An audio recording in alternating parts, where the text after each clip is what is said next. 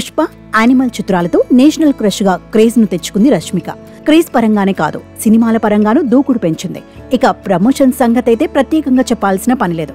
కానీ ఒక్కోసారి అమ్మడు చెప్పే మాటలు కొన్ని ఇబ్బందులకు గురిచేస్తాయి. తాజాగా చావా మూవీ ప్రమోషన్స్ లో రష్మిక మాట్లాడిన మాటలు సోషల్ మీడియాలో వైరల్ గా మారాయి. చావా ప్రమోషన్స్ లో రష్మిక తాను హైదరాబాద్ నుంచి వచ్చానని, ముంబైలో ఇంతమందిని చూశాక మీ కుటుంబంలో భాగమైనందుకు సంతోషంగా ఉందని చెప్పుకొచ్చింది.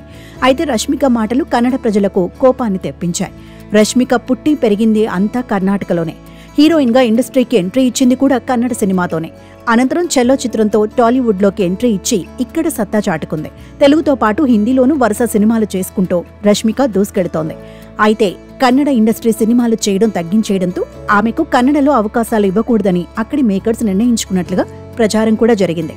దానికి తగినట్లుగానే అమ్మడు పొగరు చిత్రం తర్వాత కన్నడ చిత్రంలో నటించిన దాఖలాలు కూడా లేవు. అయితే షూటింగ్ లేకుంటే హైదరాబాద్లోనే ఉండే రష్మిక తనని తాను హైదరాబాద్ అమ్మాయిగానే చెప్పుకుంటుంది. చావా ప్రమోషన్స్ లో కూడా తాను హైదరాబాద్ అమ్మాయిగా ప్రొజెక్ట్ చేసుకోవడంతో రష్మికపై సోషల్ మీడియాలో కన్నడిగుల నుంచి వ్యతిరేకత కనిపిస్తోంది.